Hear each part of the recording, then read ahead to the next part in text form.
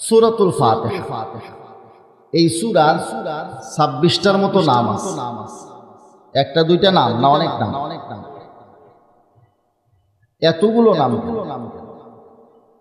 আমাদের মনের মধ্যে অনেক সময় সংশয় সৃষ্টি হয়। একটা সূরা এত নাম, এর কারণটা দেখুন, কোন সন্তান যদি খুব আদরের হয় তো সেই সন্তানের নাম অনেক হয়ে যায়। একটা তালেব ইলম আসছে আমাদের মাদ্রাসায় ভর্তি হতে, তাকে জিজ্ঞাসা করা হলো, ভাই তোমার নাম কি? তো এত বড় লম্বা চওড়া নাম শুনেছি যে আপনার মনে হবে কোনো একটা সূরা পড়ে শেষ করে, এত লম্বা নাম। কি কারণে এত লম্বা নাম বলছে? আমার পিতামাতার একমাত্র ছেলে আমি, এই জন্য দাদার গোষ্ঠী এক নাম রাখছে, নানার গোষ্ঠী আর একটা রাখছে, দুই পরিবারের জুনিয়র যারা আছে তারা রাখছে আর একটা করে নাম, সব মিলে 4টা নাম। এই 4টা নামকে একসঙ্গে মিলিতভাবে যখন এক নাম রাখা হয়েছে, অনেক লম্বা চওড়া নাম। তো মুসলমান ভাইরা আমার, সূরাতুল ফাতিহা অত্যন্ত বরকতপূর্ণ সূরা, ফজিলতপূর্ণ সূরা। এই সূরার 26টার মতো নাম আছে, তার একটা নাম এর কথা আমি আজকে আলোচনা করব। এই নামটা হলো সূরাতু তালিমিল মাসআলা। তালিম মানে হলো শিক্ষা দেওয়া, আল মাসআলাতু মানে হচ্ছে প্রার্থনা। সূরাতু তালিমিল মাসআলা মানে হলো প্রার্থনা শিক্ষার সূরা। আমরা আল্লাহ তাআলার কাছে চাই, কি চাই? আমাদের সাধ্যমতো সাময়িক অবস্থার প্রেক্ষিতে যা যা আমাদের দরকার মনে করি সেটা চাই। আপনার ছোট বাচ্চা শিশুকে যদি আপনি বলেন যে বাবা আমি বাজারে যাচ্ছি, তোমার জন্য কি আনবো, তো সে চকলেট, চিপস, সুইংগাম এই সমস্ত কিছু বলবে, তার খাবার দাবারের আইটেমের কথা বলবে। বাচ্চা আরেকটু বড় হইলে বলবে মোবাইলের কথা, আরেকটু বড় হইলে বলবে বাইকের কথা, আরেকটু বড় হইলে বিয়ে শাদীর কথা বলবে। এই তো চাহিদা বাচ্চাদের। আমরা যারা এখানে আছি আমাদের সকলের চাহিদা কিন্তু একরকম। এখন যদি বলা হয় যে আমাদের কার কি প্রয়োজন লিখে একটু জমা দিয়ে দোয়া করা হবে, আজকের মাহফিলের শেষে আল্লামা খালেদ সাইফুল্লাহ আইয়ুবী সাহেব হুজুর শেষ বয়ান করবেন, দোয়া করবেন, আগামীকাল আপনারা সকালে সবকিছু পেয়ে যাবেন। তাহলে সবাই কি এক জিনিসের নাম লিখে জমা দিব, না এক একজনেরটা এক এক রকম হবে? এক একজনেরটা এক এক রকম হবে। রব্বুল আলামিন জানেন আমরা আমাদের সবচাইতে প্রয়োজনীয় জিনিসটা অনেক সময় ভুলে যাই। এজন্য আল্লাহ তাআলা নিজেই আমাদেরকে শিক্ষা দিয়েছেন সূরাতুল ফাতিহার মধ্যে, আল্লাহর কাছে আমরা কি চাবো এবং কিভাবে চাবো, প্রার্থনা কি করব, প্রার্থনার কাইফিয়ত আর তরিকা পদ্ধতি কি হবে, রব্বুল আলামিন নিজেই শিখিয়েছে।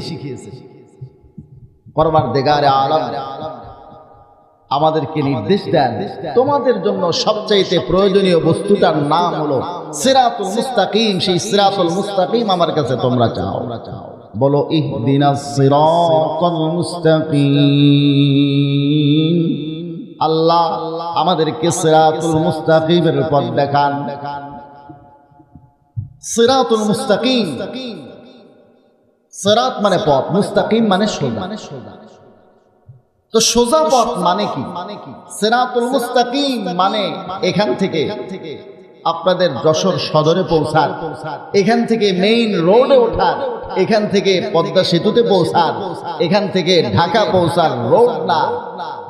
সোজা পথ মানে ওই সোজা পথ, ওই পথ যেই পথে চললে গোমরাহির থেকে বাঁচা যায়। সিরাতুল মুস্তাকিম ওই পথকে বলে যেই পথে চললে হেদায়েত পাওয়া যায়।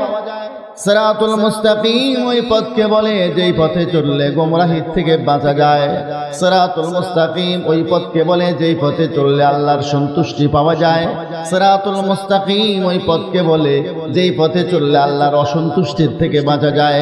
সিরাতুল মুস্তাকিম ওই পথকে বলে যেই পথে চললে আল্লাহ পাক রব্বুল আলামিন যেই কাজ করলে সন্তুষ্ট হন সেই কাজের দিশা পাওয়া যায়।